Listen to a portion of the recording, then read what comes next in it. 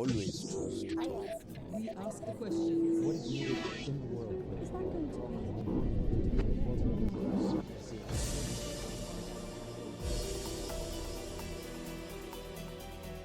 An official welcome from Qatar's Emir for the Nigerian President Muhammadu Buhari.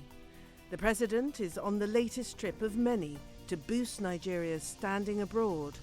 He's looking for support for his crackdown on corruption at home and to encourage much-needed investment in his country's ailing economy. The two men also talked oil. Qatar is the current president of OPEC and Nigeria is Africa's largest oil producer. But today's low prices are devastating the Nigerian economy, which has long depended on the export of oil. He's a man under pressure, barely 9 months into the job. Nigeria's President Muhammadu Buhari talks to AlJazeera. Mr. President, thank you very much indeed for talking to us here at AlJazeera. You're here in Qatar, currently the president of OPEC. What are your thoughts about OPEC policy over the past year or so of prioritising market share over the price of a barrel of oil? Well, OPEC has to work together to save the situation. It has always been an interesting aspect. If you can produce less and earn more, why produce more and earn less? I have never been able to understand it, but the market forces influenced by a lot of political decisions, both regional and global, and we have to live by it. There are those within OPEC, obviously, who can manage, who can endure low oil prices better than others. Nigeria is one of those countries that doesn't endure low prices very well. Does OPEC then necessarily reflect the interests of your country? OPEC as an organization has to be mindful of economic conditions in each member country, because that will influence that country's ability to go along with OPEC important decisions. Nigeria, we were unable to diversify our economy. Hence, we are much more disadvantaged by the lower oil prices. And OPEC may try to help us, but really it's basically our own fault. Indeed, but do you think that the policy adopted by the major supplier, of course, Saudi Arabia, which has enormous foreign reserves, do you think that the policy adopted by them and the Gulf countries benefits those with fewer reserves, with much smaller reserves, like your country, like Venezuela? I'm suggesting that there's a two-tier system within OPEC. Yes, I think I have just mentioned that there are individual national interests, there are regional interests, and then there is OPEC interest. On top of that, there are global interests. Large export producers like Russia that are not in OPEC, that are swing producers. If Russia decides to go flat, it can disorganize OPEC principles of controlling production. Is there an argument, therefore, for Nigeria withdrawing from OPEC? Certainly, under my leadership, Nigeria will not withdraw from OPEC. Between 1976 and 79, I served as a petroleum minister. I very much value the institution of OPEC, and I think Nigeria will make the necessary sacrifice to remain in OPEC. Okay, well, your economy, as everybody knows, is reeling largely from the effects of low oil prices at the moment. You're running a budget deficit of over $10 billion US. One of the key concerns about the government response to this worsening economic situation has been your insistence on freezing the value of the naira. Voices, there's a chorus actually, a chorus of voices calling on you to devalue the naira, to allow market forces to prevail. Are you prepared to reconsider? No. I have explained that countries that play around with their currencies are countries that have enormous production capacity. They have factories in place. Their infrastructure in terms of power, communications, and security are virtually perfect. Nigeria virtually imports everything, from rice to toothpick. Now, if we don't have the money to import those things, what is the value of further developing our naira? Well, you're going against the advice of the IMF. Why not? The IMF is suggesting if it is against our national interest, why can't we go against the IMF advice? Another plank of your policy response to the economic situation is a halting of imports. You've already alluded to some of the vast array of imports that Nigeria has been subscribing to. That's now being phased out. This has been criticised as well as starving out local entrepreneurs, not being able to get the imported goods that they need to grow their businesses. They say that you're strangling the economy. Yes, that is the theory of it. Nigeria can only afford to live within its means. If we don't have the money,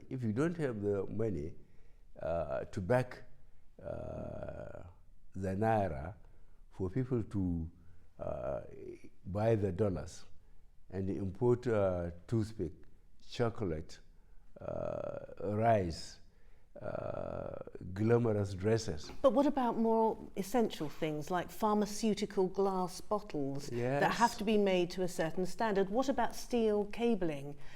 Again, has to be made to a certain standard in order for it to be fit for purpose. We have pharmaceutical companies in Nigeria. Once upon a time, we had a survey of them. We did what was called institutional strengthening by giving them money to import machinery and essential raw materials. We have already given instruction for the ministries to find out which industries need foreign exchange on quarterly basis to produce what is essential, like pharmaceutical industry, as you said, and others, but certainly not to import rice and so on.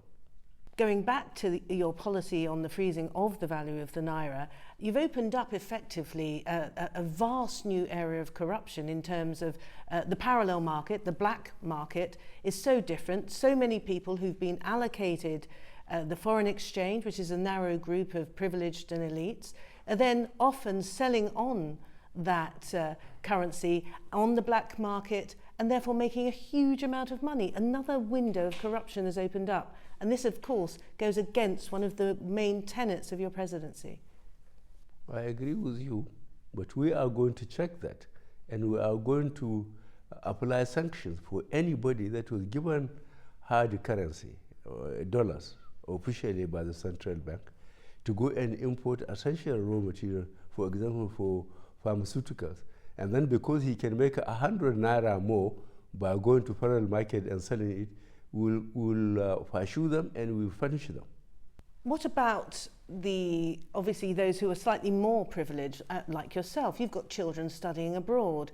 There are parents in Nigeria with kids in universities and schools abroad who are now facing the possibility of having to pull their kids out. They actually can no longer afford to make the payments for school fees. Well, if the country cannot afford it, so be it. But your children will continue their studies, no doubt. No, those who can afford it can still afford it. But for those that can't, Nigeria can't allocate foreign exchange for all those that decided to train their children outside the country. We just can't afford it. So it's tough luck. Well, that's the true situation we are in. All right, let's have a look at your first budget for 2016, which was presented on time, which surprised so many Nigerians. They're used to their budgets being presented way into the financial year. You presented it on time, but it's been described as the worst presented budget ever. There was budget padding, there were duplications, and there were miscalculations. A suggestion, therefore, that even within your own ranks, there is corruption. I don't know whether it is corruption, but basically, producing the budget is a question of technocrats. And I would like people to assess Nigeria, and especially this government, on how we find ourselves. When we came in, we found out there are 42 ministries, and we found out the economy cannot take on 42 ministries. We reduced it to 24. The permanent secretaries, that means the heads of the ministries, technocrats, 21 of them were removed. We cross-post the rest. So people who want to be fair to us should sit and reflect. From the president to the ministers to the permanent secretaries were all taken over after 8 successive governments of the opposition now. And we cannot assume that from permanent secretary downwards are just all 100% loyal to the new government. So you think there was an element of sabotage? Certainly, I think, as I said, we are going to apply sanctions. But while it is with this National Assembly, I don't want to talk more about it now. Fair enough. Can I just ask your comment on one particular element that has got Nigerians hopping mad, and that is the allocation of around $25,000 in books for the Vice President's office, a figure that outstrips the allocation of book allowances for the national polytechnics. Can you comment on that? Because this is an element of the budget that is causing a huge amount of concern in Nigeria. I cannot comment on that until I found out the details.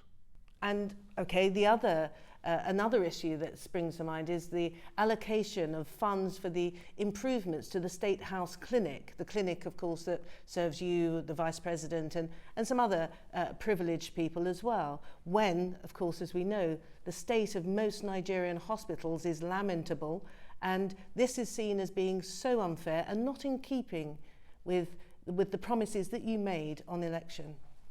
Well, I don't think our decisions are perfect, but we are going to revisit all observations that really are serious enough to be considered. The issue of security votes. Now, security votes are these funds that have got opaque destinations, and every country has them. And on the face of it, there's not a huge amount of money attached to them in your budget. It's about $50 million, I understand. But there are about 30 of these security votes. Security votes have been described as perhaps the most durable form of corruption in Nigeria. Why don't you just eliminate them completely? You know more about our budget than I do. That's very interesting. But don't forget, we are fighting Boko Haram in the northeast. We are fighting the militants in the south that are daily sabotaging our installation, which is affecting our relationship with investors.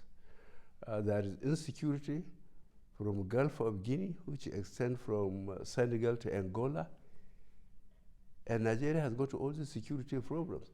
So if money is voted for security, I don't mind. People can go as far as they can to find out whether that money is being utilized for security or is being put shared in the pocket like the $2.1 billion the previous administration did. Precisely. Exactly. That was via security votes. 2.9 million was secreted into personal funds by a former national security advisor, Sambo Dasuki. Well, that's what I say. You know more than I do about our budget. But I assure you that if Dasuki is now in detention and all those that took that money from him instead of buying the military hardware and software are being arrested and interrogated. If anybody dares us and do it while we are still there, I think he will correctly predict where he is going to end up. As I've mentioned, anti-corruption was one of the major pledges of your campaign, presumably the thing that propelled you into the front of the minds of Nigerians.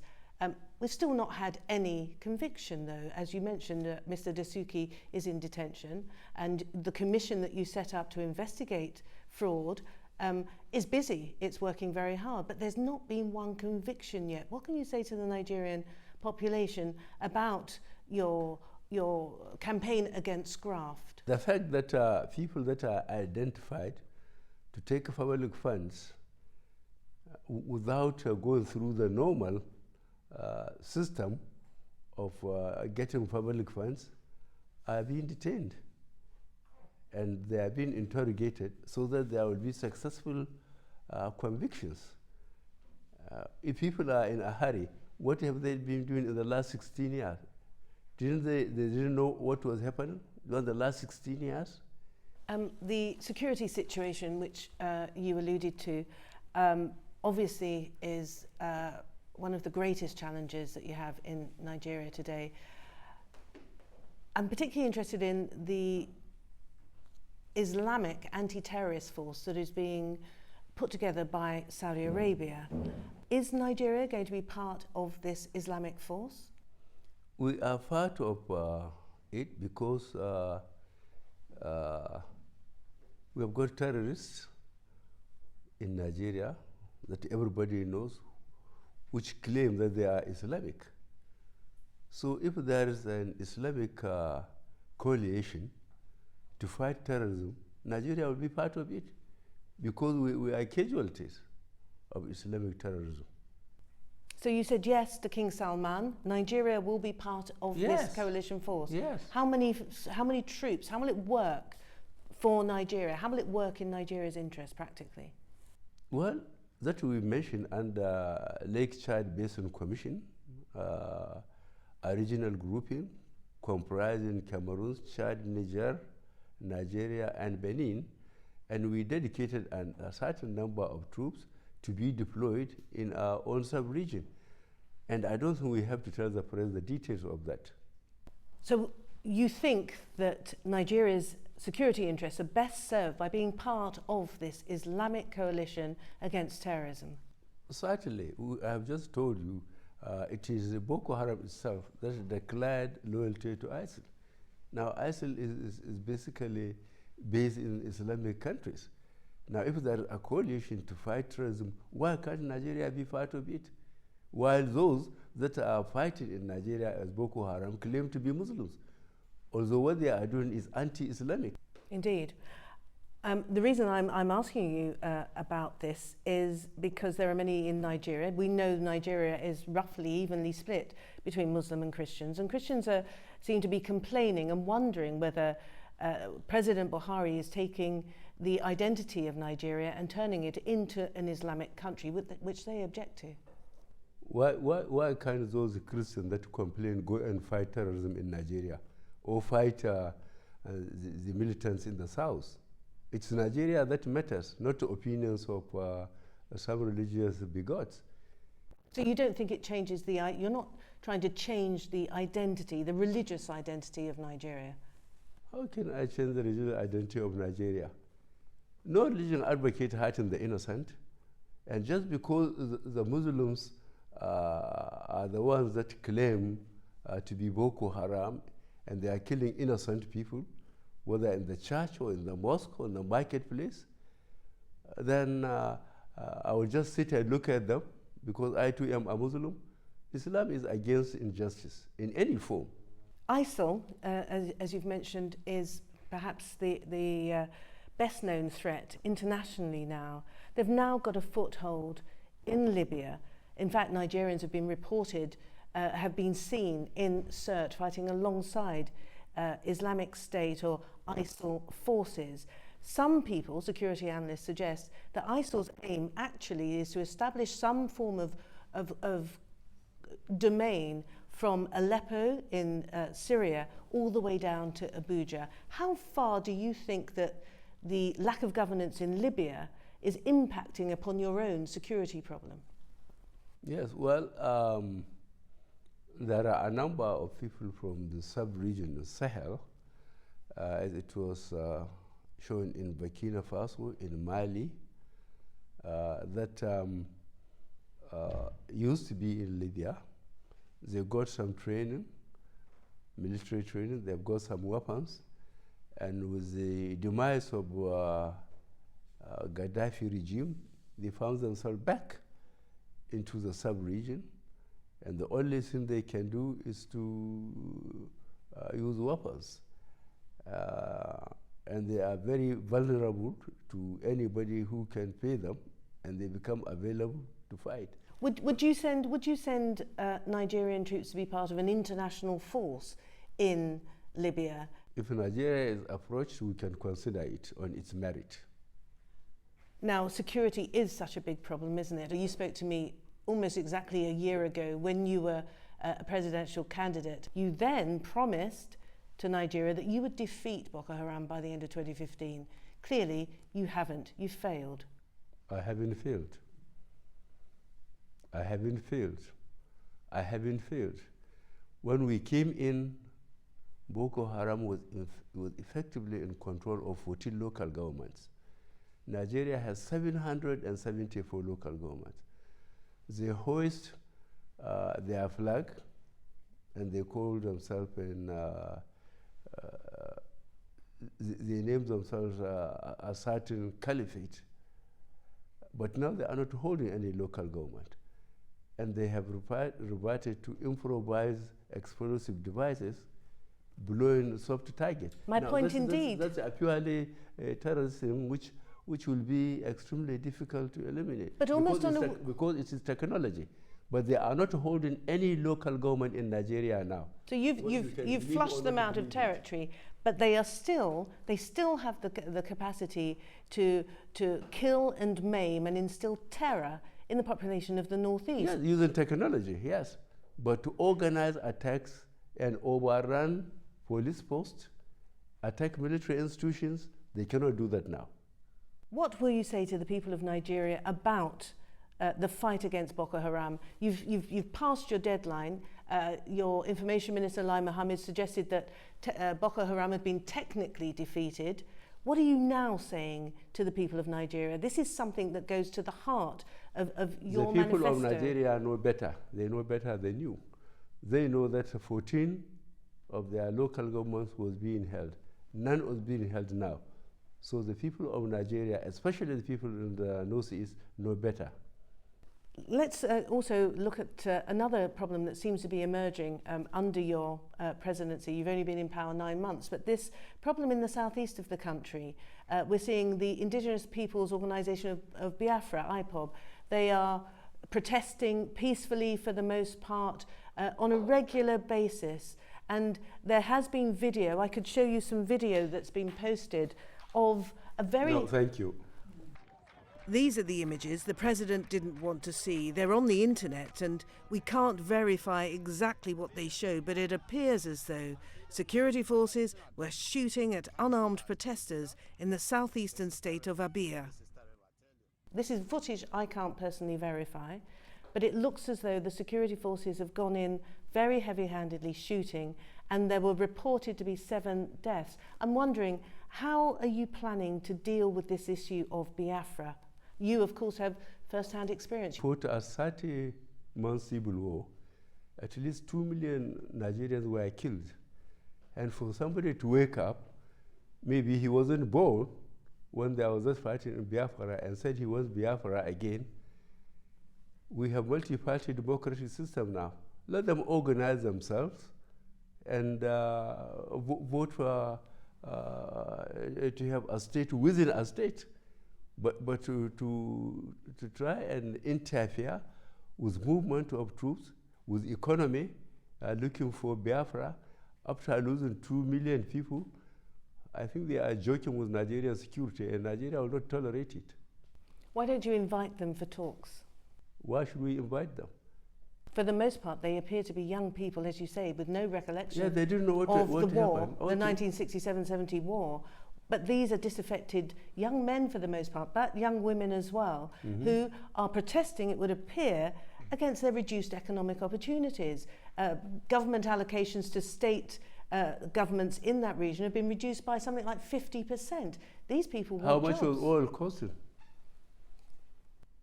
For the last 16 years, it was costing from over $140 per barrel, now to sometimes under 30. So the system of allocation has to correspondingly be reduced. So why shouldn't it affect them if it's affecting the whole of Nigeria? From where do we get the money to give them? Okay, Mr. President, I think that our time is up, and I need to thank you very much indeed for taking the time to speak to me. Thank you very much. And for speaking to AlJazeera. Thank you very much. Thank you very much. Thank you. Thank you.